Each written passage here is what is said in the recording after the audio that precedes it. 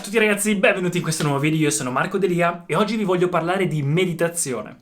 Siccome tantissime persone mi hanno chiesto sui social media, dopo aver visto su Instagram ad esempio tutte le mie storie ogni giorno in cui pubblico che medito, faccio yoga, faccio hatha yoga, quindi esercizi di yoga, leggo libri, tutte cose riguardanti il mondo spirituale, mi hanno chiesto di farne un video anche in italiano a riguardo, perché di solito ne parlo in inglese. Tant'è che ho fatto tutto un blog di percorso spirituale in inglese, ve lo linko qui giù in descrizione se parlate inglese e avete voglia di guardarvelo. Ma oggi voglio parlarvi semplicemente della meditazione. Dall'anno scorso ho iniziato questo mio percorso più approfonditamente di spiritualità, quindi di crescita interiore durante la pandemia. Siccome si passa molto più tempo a casa, si è più propensi a guardare internamente che a guardare esternamente, e ho notato che era una parte del mio percorso di crescita personale che ancora non avevo preso in considerazione a sufficienza.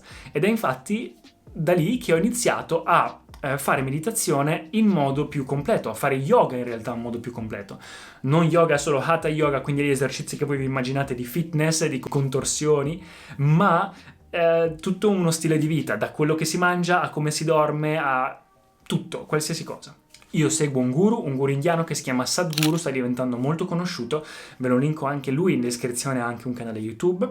Seguo praticamente il suo percorso. Prima di iniziare questo percorso di yoga facevo meditazione, l'ho fatta anche per i precedenti 2-3 anni, quindi diciamo che ho praticato tantissimi metodi di meditazione e ho creato un po' una mia opinione, una mia esperienza, e anche vi posso dare anche qualche consiglio su come iniziare, su come farla e anche dove guardare, dove andare a cercare. Quindi iniziamo. Allora, innanzitutto ci sono tantissimi significati per che cos'è la meditazione. In realtà, secondo me, e da quello che ho anche capito, tutte le religioni ne parlano, tutti gli scritti ne parlano, tutte le persone realizzate ne parlano e anche tutte le persone di successo ne parlano. Entrare in uno stato meditativo.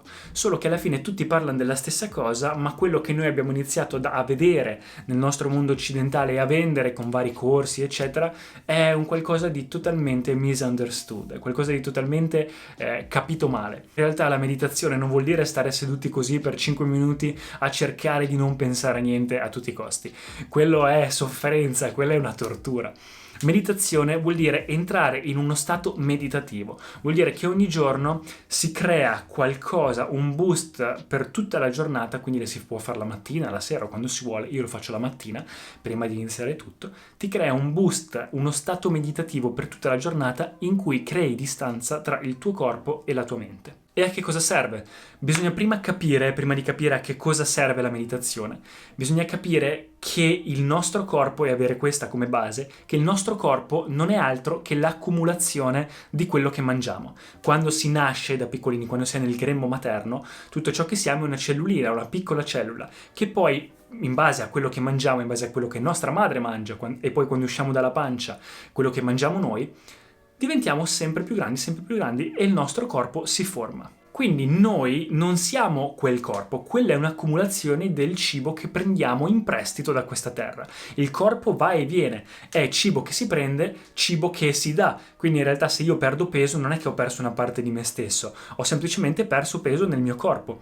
Quella parte lì non si chiama Marco Delia, ma è semplicemente grasso, è qualcosa che ho mangiato che poi se ne va. Idem per la mente, quando si capisce che in realtà la mente è solo un'accumulazione delle impressioni, idee, emozioni che si creano, che si vedono tutti i giorni nel mondo esterno, nel mondo sociale, ma che in realtà non siamo noi, ma è qualcosa che da quando si nasce, ovviamente nasciamo in un contesto sociale, per forza siamo sottoposti a tantissime impressioni, a tantissimi stimoli, a tantissime cose.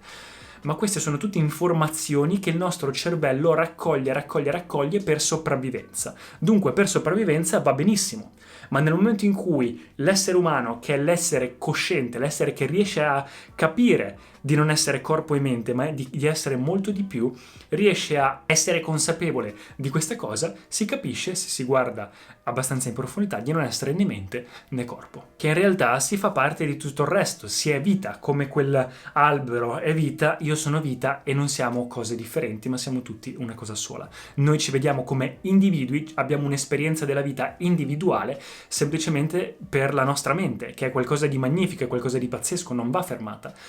però va utilizzata nel modo corretto. La meditazione e lo yoga servono per imparare ad utilizzare gli strumenti potentissimi e incredibili che noi abbiamo, come il corpo e la mente, a nostro favore. In realtà, al giorno d'oggi, la mente per tantissime persone è una tortura. Le persone non stanno vivendo la propria vita al 90% in questo momento, ma stanno soffrendo perché vivono nella propria testa, vivono per problemi che hanno del passato o per problemi che ci sono in futuro. Quindi non riescono a stare nel presente, a vivere la vita, la realtà così com'è, non capiscono che questo momento è l'unica cosa che c'è, è inevitabile. Non capiscono di essere parte di tutto, che la tua responsabilità, la tua abilità di rispondere a tutto il resto dell'universo è illimitata, non sei un individuo ma sei parte di tutto il resto, e dunque ci si chiude in questa bolla chiamata ego, che fa credere di essere degli uomini enormi, delle persone incredibilmente importanti, quando in realtà siamo su questo pianeta roteante in mezzo al nulla, tutto blu, e siamo delle piccole scimmie che siamo qua a parlare davanti a una videocamera. E dunque la meditazione a che cosa serve? Per farla molto semplicemente, la meditazione serve per creare la mattina un po' di spazio tra se stessi, il proprio corpo e la propria mente, quindi tra se stessi e gli strumenti che noi abbiamo. Perché il 90%, 70% della nostra sofferenza è data dalla nostra mente e non sappiamo utilizzarla nel modo corretto. Ci fa andare ovunque non essendo nel momento, e questa cosa ci fa in continuazione soffrire. Dunque, se la mattina si crea un po' di spazio tra quello che è la mente e il corpo, automaticamente si riesce a... non è questione di fermarla o controllarla, non sto parlando di fermarla o controllarla, ma si riesce a scegliere e a vedere dall'alto e a controllare, essere consapevoli di quello che la mente sta facendo. Dunque, se c'è una situazione durante la giornata in cui ci si arrabbia o si soffre perché si fa male, si può decidere consapevolmente e non compulsivamente che cosa fare, come rispondere a quella cosa. Quindi si vive molto più in serenità, e quando si vive molto più in serenità e si crea sempre più spazio, si raggiungono livelli veramente di intelligenza estremi. Ricordate che l'intelligenza arriva solo nel momento in cui la tua esperienza di vita è molto piacevole. E questa cosa non è possibile se si è soggiogati in continuazione dalla propria mente.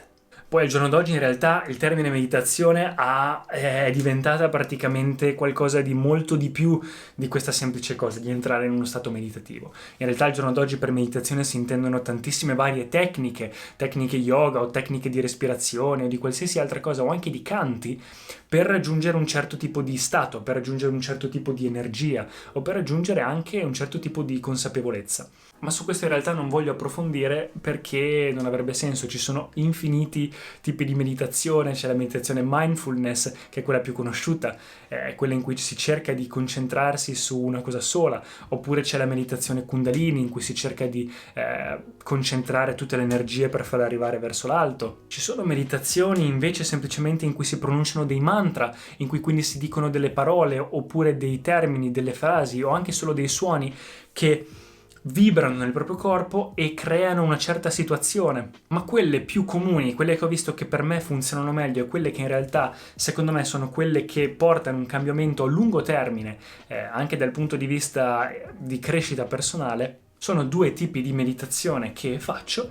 Una è la Wim Hof Meditation, quindi il metodo di Wim Hof, ho fatto un link in descrizione per parlarvene, e una è Kriya Yoga, ovvero un tipo di meditazione che porta al risveglio pian piano, alla consapevolezza e alla crescita interna, un percorso di realizzazione personale. Quindi non è una semplice meditazione di 3 minuti in cui si cerca di non pensare a niente, anzi non bisogna non pensare a niente perché non ha senso, ma bisogna imparare a guardarla propria mente quello che fa. Quindi quello che faccio io è seguire quello che fa un guru. Diciamo che nel mondo spirituale, anche se per noi occidentali sembra strano, perché ci sembra sempre di dover venerare qualcuno, invece non è questione di religione, non è questione di venerare qualcuno, è questione che, come quando ci si iscrive a un corso di nuoto, serve un maestro, serve qualcuno che l'abbia già fatto, che l'abbia imparato e che ti insegni. Per il mondo spirituale è la stessa identica cosa.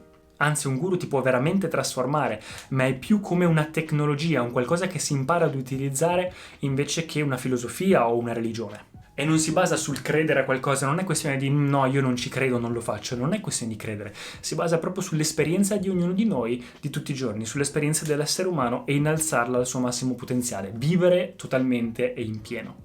Quindi ognuno può trovarsi il suo maestro, il suo guru, oppure può provare a farlo da solo. Però io consiglio sempre, noi che veniamo dall'Occidente, non siamo secondo me preparati a tal punto da fare una cosa del genere da soli. È un percorso per cui serve qualcuno che ci aiuti e ci sono tante persone brave che lo fanno. Mi raccomando, state distanti da cose strane. Perché nel mondo della spiritualità moderna, spiritualità già sembra un termine strano, quando in realtà è semplicemente qualcosa con cui tutti nasciamo, è il nostro percorso interiore, di cercare di capire chi siamo e a rispondere a tutte le nostre domande esistenziali. Mi sono scritto anche un paio di consigli che vi posso dare su come meditare. Ad esempio, immaginate mentre meditate, di guardarvi dall'alto. Se volete provare anche adesso, vi mettete a gambe incrociate oppure seduti su una sedia, un semplice esercizio di meditazione se non volete fare tipi di meditazione diverse. Semplicemente sedetevi su una sedia, mani a faccia in su, palmi verso l'alto sulle vostre ginocchia, sulle vostre gambe, lasciate tutto libero, respirate tranquillamente, concentratevi sul respiro e cercate di liberare la mente. Siete seduti in posizione retta e che cosa vuol dire liberare la mente? Non vuol dire cercare di non pensare, la tua mente non funziona così, non riduce ma continua a moltiplicare e basta, quindi se volete non pensare in realtà continuerà a pensare. Quindi in realtà quello che dovete fare è osservarvi, immaginate di essere l'observer, immaginate di essere come l'attore, perché si è l'attore, ma sia anche lo spettatore. Immaginate di essere lo spettatore dall'alto e di vedere la vostra mente che cosa fa e il vostro corpo che cosa fa, quindi di vedervi come dall'alto, avere questa consapevolezza.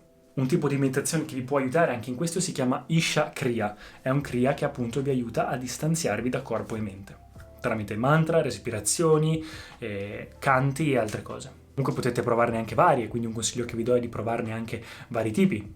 Iniziate con poco tempo nel rimanere concentrati a osservarvi per poi pian piano aumentarlo. Una cosa che vi può anche aiutare è avere uno stile di vita sano, quindi anche quello che mangiate o come vi comportate durante la vostra giornata veramente influenza tantissimo com'è la vostra attenzione anche durante la meditazione e durante tutto il giorno, la vostra consapevolezza. Stare anche in mezzo alla natura è una cosa che aiuta tantissimo. Imparare anche magari a fare dello yoga, non per forza solo esercizi di hatha yoga, ma uno stile di vita un po' più interno, e anche magari trovare il vostro maestro o il vostro guru. Ecco qua ragazzi, se avete qualsiasi domanda lasciatemela qui nei commenti o scrivetemi su Instagram, mettete un mi piace, iscrivetevi al canale. Ovviamente è un argomento molto complesso e molto particolare e un po' delicato, dunque in 10 minuti di video, 15 minuti di video non riesco a spiegare tutto quello che voglio spiegare, però ci tenevo a raccontarvi un po' tutto per farvi capire bene